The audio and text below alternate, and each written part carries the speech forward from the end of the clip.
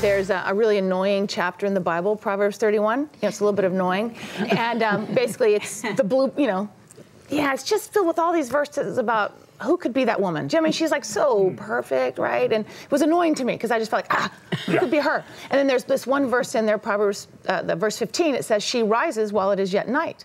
And I'm thinking, no, she doesn't. No, she's sleeping really good.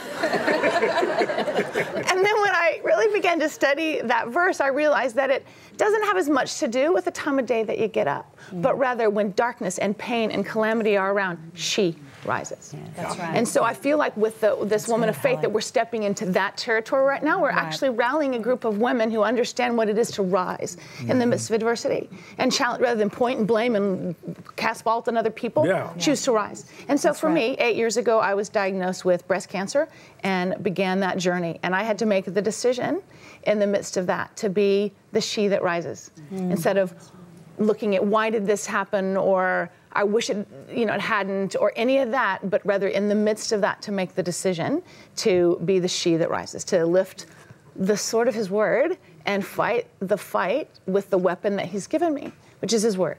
And so for me, you know, I'm from California. We do a lot of alternative treatments. What can I tell you? We're weird. And so, you know, I did a number of those, a couple of traditional treatments, but really at the end of the day, it was his word that saw me through all of it. Yeah. You know, through the fear, you can't defeat fear with a medical treatment. That's right. And so for me, the fear from the disease itself, but of reoccurrence, the only way you're going to fight that is with his word. And so that really became my weapon to rise in the midst of my own challenge.